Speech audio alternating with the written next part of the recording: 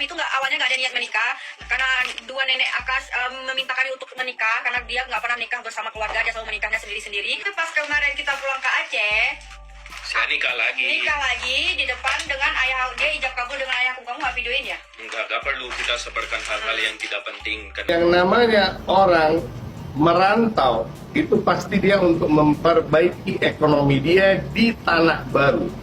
Dia pernah ngajak tukang pijit, main di kasur aku sendiri. Saya nggak? Ya udah luar biasa dong, kan? Kalau begitu, kalau sampai dibawa ke rumah lagi tempat tidur kalian. Tukang pijit itu dalam keadaan hamil juga. Dia cerita sama aku. Aku pertama nggak percaya.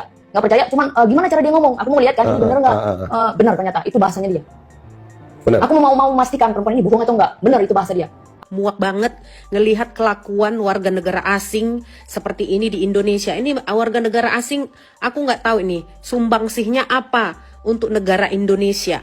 Di Indonesia sok ngartis gini kan dia pasti dapat endorsement, dapat bayaran, dapat apa? Bayar pajak nggak nih manusia? Apa dia cuma di Indonesia ini tebar-tebar tai burung doang? Celup-celup sana sini, gonta-ganti perempuan kayak ganti celana dalam. Kenapa waktu itu kamu memutuskan untuk selingkuh? Kenapa kamu hyper?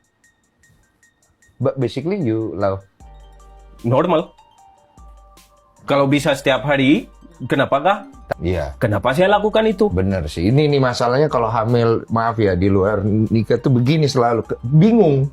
Jangan lu bohong lu Akas ya. Lu makin pergi ke podcast-podcast, lu makin lu kena sama gue. Gue paling gak demen ada cowok yang mulutnya kayak ember, terus membuat berita-berita hoax ya tentang mantan istri. Apalagi gue udah tahu sejarahnya lu. Mana mantan istri lu yang pertama itu? Itu lu tinggalin. Abis itu lu pergi sama Feni udah kayak apa? Udah kayak kegirangan, beli apa tuh namanya? Mobil ke showroom, digendong-gendong, Bu. Waktu masih cinta, iya.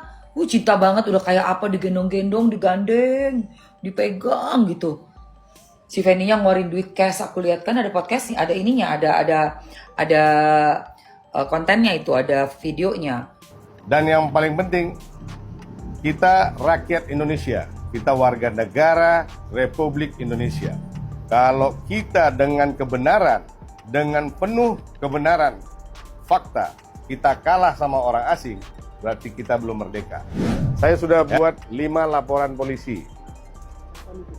Ya, di 5 tempat dengan masing-masing kesalahan dan kejahatan yang mereka lakukan, pelanggaran-pelanggaran tertentu. Sekarang kalian lihat, yang cari pansos siapa? Pihak saya atau pihak sana? Jadi awalnya seakan-akan kan ini playing victim. Lelaki sejati tidak akan bermain seperti ini. Kan kasarnya gitu. Lelaki sejati tidak akan playing victim. Tahan. Makanya nggak ada yang gue izinin mereka ini diundang ke podcast sana, podcast sini, nggak ada yang gue izinin. Tidak, kita tidak mengumbar cerita di sini. Kita punya cara sendiri bagaimana mengedukasi wanita-wanita di negara ini. Beliau juga punya usaha-usaha lain.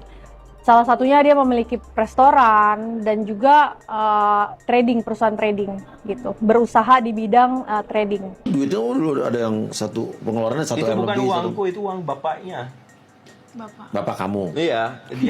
Uya-kuya, Anda telah menginjak harga diri kaum perempuan. Sebelumnya kepada Mahkamah Kehormatan Dewan dan fraksi Partai Amanat Nasional DPR RI.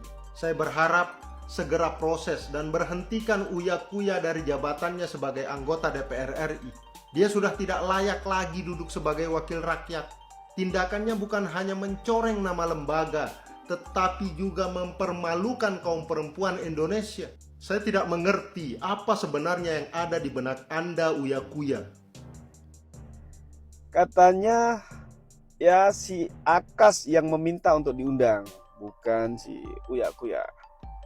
Ini walaupun demikian faktanya ini tidak bisa mengalihkan tanggung jawab. Karena yang jadi dewan itu Uya-kuya, yang jadi DPR yang terhormat itu Uya-kuya. Yang punya podcast ya juga Uya-kuya. Yang jadi presenter juga Uya-kuya. Yang menyiarkan juga Uya-kuya. Ya, jadi tidak bisa dialihkan pertanggungjawabannya. Emang suka bener ya netizen ini ya. Istrinya Akas ya komen gini di VT-nya. Boleh nggak sih aku kayak Sarini. Nah pokoknya intinya dia itu mau kayak Sarini. Terus komenannya itu lucu-lucu. Kak, Sarini dapat Reno Barat, kamu dapat Bekakas. Ya ampun, salah berkakas ya. Dan apa? Hiper ya. Kak Eva, apa ini pakai suaminya istrinya Akas yang baru. Hati-hati ya Kak. Ya. Feni udah sembuh ya. Dulu Feni waktu nikah sama Akas jalane ngangkang. Terus sampai awak ente ya. Sekarang bebas sama Akas, cantik, aura terpancar, jalane wis normal. Aja sampai kamu jadi korbannya Akas loh. Ya Mbak ya. Akas Elahi, seorang warga negara Pakistan yang gemar menikahi wanita warga negara Indonesia dan kerap membuat ulah. Kini, namanya diserang netizen seluruh Indonesia. Tak hanya Akas yang mulutnya licin dalam berucap, artis sekaligus anggota DPR Uya Kuya juga ikut terseret kasus yang lagi viral ini. Uya Kuya dipaksa untuk mundur dari jabatannya karena membantu menyebarkan konten berbau seksual dan vulgar. Itu dirasa tidak pantas seorang DPR bersikap demikian. Banyak pakar hukum terkemuka juga pengacara Feni melaporkan Akas atas pencemaran nama baik dan serta fitnah pemalsuan dokumen nikah dengan Feni.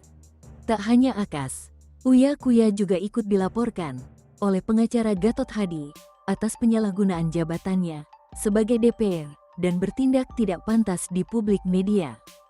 Aku tahu nggak ketemu. Jangan maluin aku. Kan ada, nggak peduli aku Akas. Kau mau malu, kau mau nggak, undangan aku bilang apa? Jangan pernah bawa ke sini.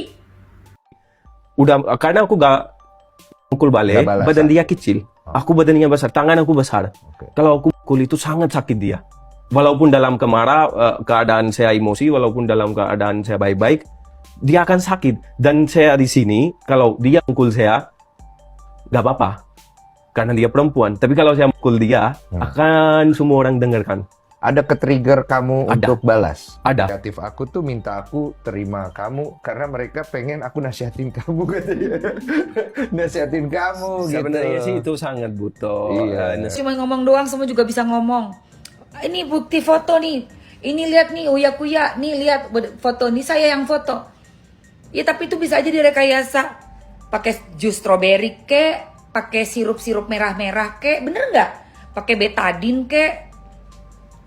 Sorry ya, tidak percaya sama sekali omongan elu. Bilang nggak ganti celana. Enggak, 3 hari masa orang pakai celana 3 hari. Bohong banget. Gua sehari aja gatel, gilingan padi. Sehari aja gua ganti celana 2 kali. Itu bisa dilaporkan pencemaran nama baik. Sehingga orang yang mengumbar masalah kewanitaan dan yang menyebarkannya, yang membuat podcastnya itu bisa dilaporkan. Ya, tolong dong, stop dong hal-hal seperti ini. Ya, jangan diulangi lagi. Kalian terlahir dari masalah-masalah kewanitaan tersebut. Ya, pastinya semua wanita mempunyai masalah kewanitaan, tapi tolong jangan diumbar hanya untuk pembelaan diri.